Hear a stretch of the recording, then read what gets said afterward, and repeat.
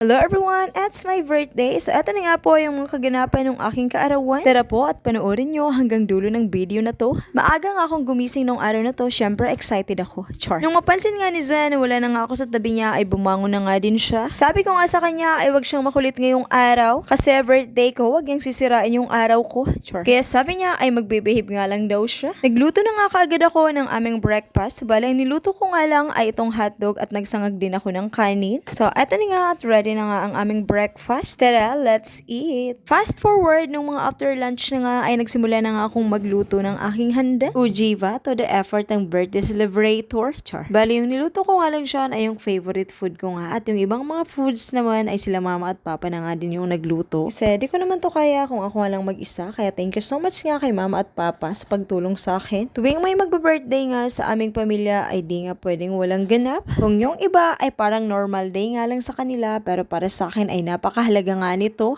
Para sa akin lang ha, char. Basta sa tuwing darating talaga yung aking kaarawan ay super excited nga ako. Lagi ko nga talaga itong pinaghahandaan kasi once a year lang naman. Konti man o madami yung handa ay palagi talaga kami nagsa-celebrate. Lalo na ngayon na merong nag-sponsor ng aming panghanda kaya di talaga pwedeng walang selebrasyon. Kaya thank you so much nga sa sister ko sa pa-cash gift. Fast forward, so ito na nga yung foods na naluto ko at yung iba niluluto pa nga nila mama. After ko nga magluto ay nagbihis na nga ako. Pupunta na kasi kami sa beach kasi doon nga kami magse-celebrate. At pati nga din si Zen ay nagpabihis na nga at nag-aayos na nga din ang kanyang sarili. O diba, gaya-gaya yan. Char. Andito na nga kami sa Maruma Beach at ibinaba na nga ni Auntie Salve isa-isa yung mga pagkain at inilagay na nga dito sa table. Pagkadating nga namin dito ay konti pa nga lang, hindi pa dumarating yung iba pa naming mga kapamilya. Bali, intimate celebration lang naman to kasi puro kapamilya lang naman yung bisita. Dito ko nga pala naisipang mag-set up sa may labas dito sa may beach front para maiba naman nga kasi lagi na nga lang dun sa may function hall. Sobrang ganda kasi ng spot dito lalo na kapag magsa-sunset na. Perfect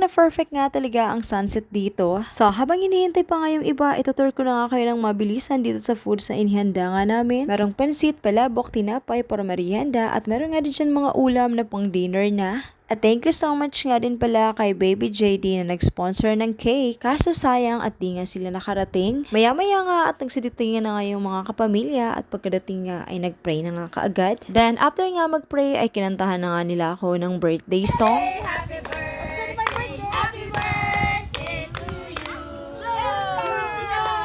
Nawalang apoy. Magandang bata.